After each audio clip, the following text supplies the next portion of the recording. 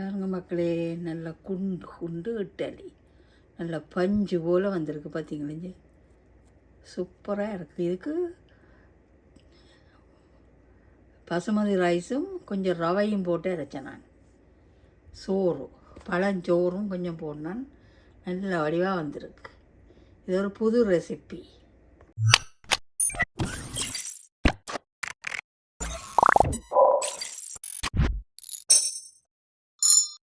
இட்லிக்கு 4 கப் அரிசி பசுமதி ரைஸ் ஊற போட்டிருக்கிறேன். உளுந்து 1 கப் உளுந்து, 1 டீஸ்பூன் வெந்தயம் போட்டு ஊற வச்சிருக்கிறேன். இப்போ உளுந்தும் வெந்தயமும் ஊற வச்சேன். அதை மிக்சியில் போட்டு அரைச்சி கொள்ளுவோம். 1 கப் சோறு, 1/2 கப் அவல் எடுத்து அதையும் சேர்த்து இட்லி பேட்டரோடு அரைச்சி கொள்ள வேண்டும். பாருங்க மக்களே, இட்லி பேட்டர் நான் உப்பு போடாமல் தான் வைக்கிறேன். நான் இப்போ விடிய எடுத்து இட்லி அவிச்சு கொள்ளலாம். 1 கப் உளுந்து, 1 டீஸ்பூன் வெந்தயம், 4 கப் பசுமதி ரைஸ், 1 கப் அவிச்ச சோறு, அதாவது பாயில்டு ரைஸ், 1/2 கப் அவல், இவ்வளவு போட்டு இப்போ குழைச்சி வச்சுக்கேன். இதற்காக கையால் குழைக்க வேணும். இப்போ இட்லி பேட்டர் ரெடி. நாளைக்கு பிறகு பசுமதி ரைஸில் இட்லிக்கு குழைச்சி வச்சுருக்கிறேன். பாருங்க மக்களே, இட்லி எப்படி பொங்கி வந்திருக்கண்டு. இது சூப்பராக வந்திருக்கு. இது சோறு தான் போட்டு அரைச்சேன். நான் ஒரு நாளும் சோறு போட்டு அரைக்கிறதில்ல, ஃபர்ஸ்ட் டைம் சோறு போட்டு அரைச்சிருக்கிறேன்.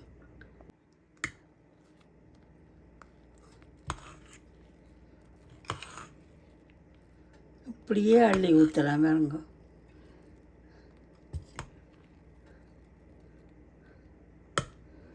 உப்பு போடாமல் தான் கரைக்க வேண்டும். இட்லி பேட்டருக்கு அடுத்த நாள் வரையும் உப்பு போடக்கூடாது. அப்போ தான் இட்லிக்கு நல்லது. இப்போ நான் உப்பு போடாமல் தான் குழைச்சி வச்சுருக்கிறேன். அங்கே எப்படி வந்திருக்கண்டு. உப்பு போட்டு இரவில் 10 மணித்தியாலம் ஊற வைக்கக்கூடாது.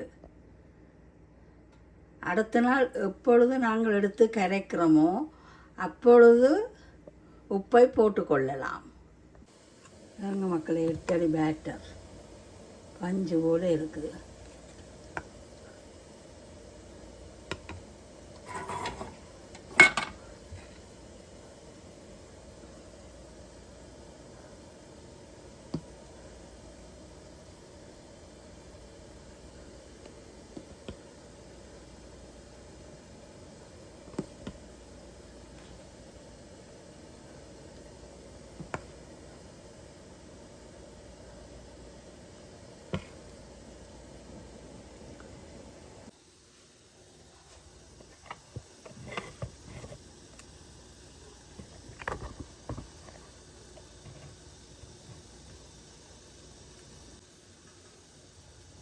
பாருங்க மக்களே, பஞ்சு போல் இட்லி. இவ்வளோ பஞ்சு போலின்னு வருமா. இந்த இட்லிக்கு நான் சோறும் கொஞ்சம் ரவையும் போட்டேன். நான் சூப்பராக வந்திருக்கீங்க. பஞ்சு போல் வேக வச்சு அப்படியே போடும். நல்லா சாஃப்டான இட்லி.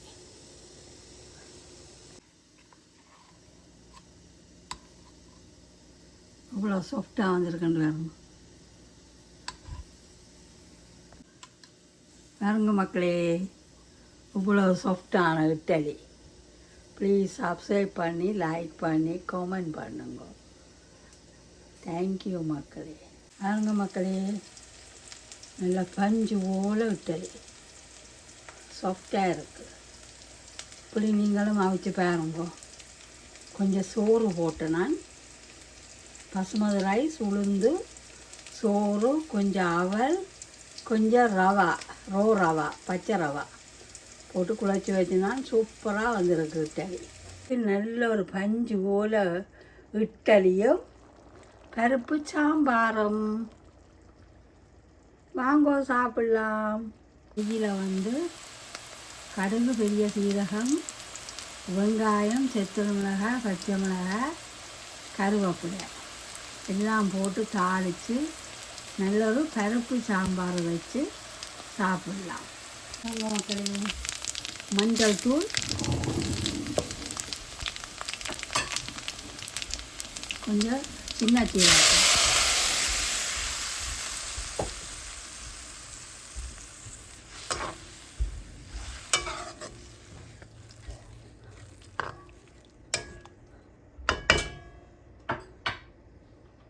இதோட தார தூளும் போட்டுக்கொள்கிறேன். அவிஞ்ச பிறகு உப்பு போட்டுக்கொள்ளலாம். இதில் உப்பு போட்டுட்டேன். நாங்கள் உப்பு போட்டாச்சு. இப்போ வந்து சில பேருக்கு கொஞ்சம் பருப்பு கரைய வேணும். இப்போ கொஞ்சம் தாளிதம் எடுத்து வச்சுருக்கணும் கடைசியில் கொட்டுறதுக்கு. அது நெய்யில் வதக்கினபடியாக வாசமாக இருக்கும். நான் நினையும் பருப்பு வைக்கிறது வந்து நெய்யில் தாளிதத்தை வதக்கித்தான் பருப்பு வைக்கிறேன். கொஞ்சம் சீரகத்தூள், மிளகுத்தூள், மஞ்சள் தூள் போடுவேன். இன்றைக்கு தார தூள் போட்டிருக்கேன். எந்த வைக்கி நெய் சம்பல் இல்லை, எல்லாருக்கும் இருமைலாம். அப்போ சம்பல் கூடாது, இரவில் தேங்காய்ப்பு இருமும். இப்போ நான் தான் கவனமாக இருக்கணும். என்னென்னா எனக்கு ஒட்டுதன் பிரச்சனை இருக்கிறோடைய எனக்கு இப்படி இருமல் வந்தால் பயம்.